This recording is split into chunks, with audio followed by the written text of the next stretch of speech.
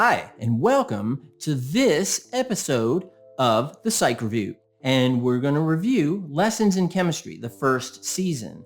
Now, this is a show that is on Apple TV, and I just finished the first season. Now, Lessons in Chemistry is based on the best-selling novel of the same name, and it's focused in the 1950s in the United States, and it follows the character Elizabeth Zott, and her dream is to be a scientist, but she is blocked by the patriarchal society of that time that keeps her boxed in. And as I'm watching this, I'm watching her character go through these various turbulent times and strategies and struggles. And, she ends up, doesn't ruin anything because there's no spoilers, but she ends up having her own TV show.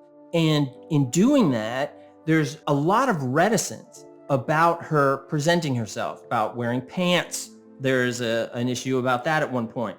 Her boss of the TV show is a super jerk, and seeing his very skewed, narrow, provincial view of females and their ability and what they believe and expect someone can do based upon their gender. And even though the book and the TV show is set in the 1950s, I think a lot of these issues are present today. I think that we see a lot of that, a lot of these struggles for women in certainly academia, certainly in different organizations, financial industry, certainly in Hollywood, things like that these are very challenging. And a lot of times, even though it's broadened and it's changed since the 1950s, many of these views are still present today.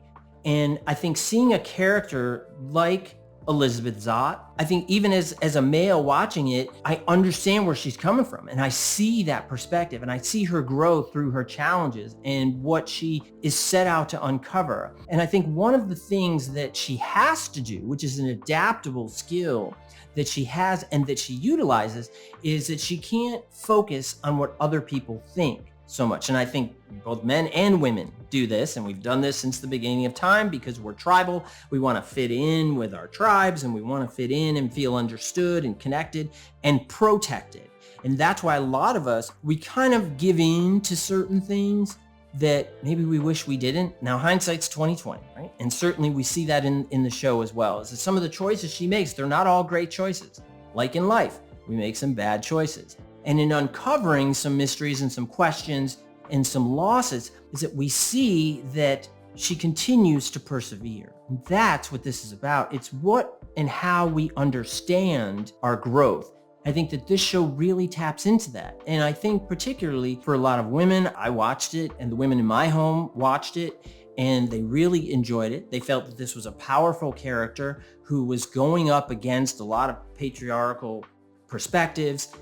But then we talked about, well, how much of this is here today? And they both overwhelmingly said, oh yeah, that's absolutely still present. And when we looked at it through the perspective of academia, through finance, through Hollywood, they were able to say, yeah, this is still an issue that is present today. So I think it's very timely. And I think, again, we see that perspective. And the psychology is that sometimes we have to make our own choices and really focus on what is good for us moving forward. Sometimes that's tough, right? Sometimes our choices, which they always equal our consequences. Our choices sometimes are going to be someone else's consequences, true, but there's always our own. Whatever choices we make, those consequences are coming back on us. And sometimes going against the zeitgeist is really scary and really hard, particularly in the 1950s, because you had more women who were certainly, I think, in situations where, well, let's just sort of follow suit. And I'm not being derisive or negative, but that's my perspective. I was born in the 70s, not in the 50s. So it's my perspective, which I believe is presented in this show as well, that it's going against those things. And we have to believe in our own choices. What are our good choices for us?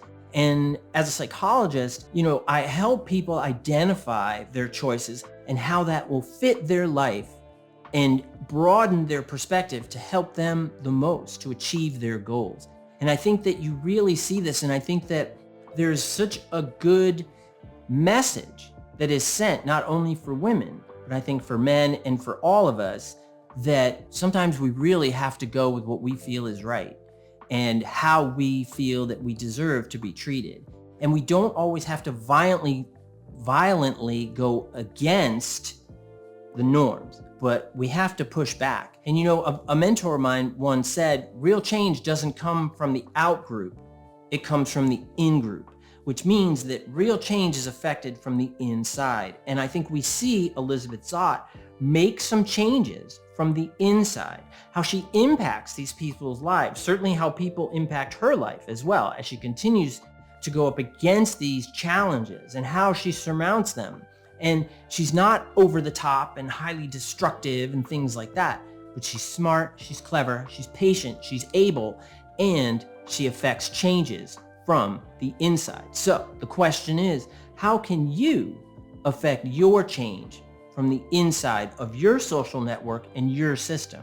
And also, how do you feel about making your own choices without considering what other people want you to do or what they feel you should do? And that can be super scary. So leave that in the comments. I hope you enjoyed this psych review, and I'll see you next time. Bye-bye.